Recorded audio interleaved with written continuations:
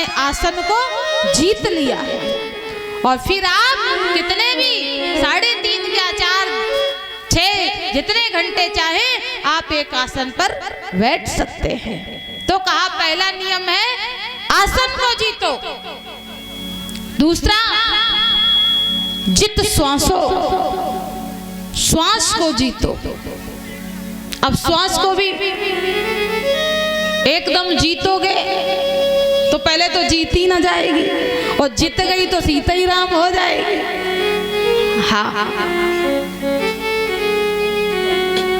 10 second 20 second श्वास को रोक करके देखिए। जब छूटेगी तो ऐसा लगेगा कि सर से कम 50 किलो का वजन गिरा है, ऐसे श्वास सीना फूलने लगेगा।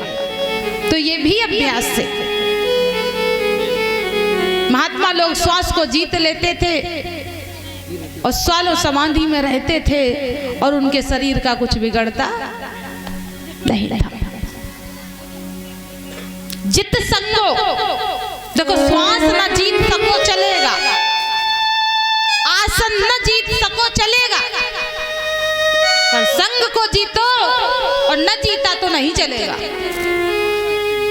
अगर आसन को एक आसन पर बैठ करके कथा नहीं सुन पाएंगे तो कोई बात नहीं, आप अपने सरल आसन पर बैठ करके कथा सुनिए, जो आपको अच्छा लगे बदल भी लीजिए।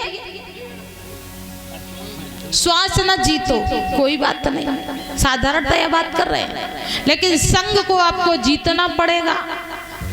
पर आज सबसे बड़ी विडंबना यह है कि संग ही नहीं जीत पा रहे हैं। 4 में से एक भी नियम फॉलो नहीं हो रहा है।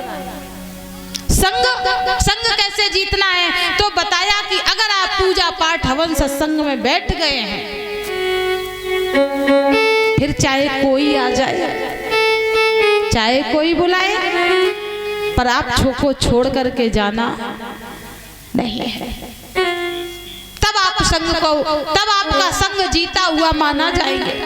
पर आप आज क्या है कि आप पंडाल में बैठे कथा सुन रहे हैं, चौराहे से किसी ने वो डिबिया आती है ना इतनी बड़ी, वो 9 अंक वाली, बस नंबर डायल किया और वहीं से ठोक दिया। बंदा दिख भी नहीं रहा है। उसने कहा हाँ, आपने कहा हेलो, उसने कहा चलो, आपने कहा बस अभी आए। बताइए। और जबकि आप ईमानदारी से कथा सुन रहे थे और पूर्ण रूप से सुन रहे थे, आपको आनंद आ रहा था, पर उस सत्यानाश और उस डिबिया का उसने आपका सत्संग पर पानी फेर दिया। अब आपको लगा कि मित्र नाराज हो जाएगा अगर न गए तो, पर वो आपका सत्यानाश कर दिया परम धाम का। तो इसे कहते हैं संग जीतना। बस एक बात बताओ,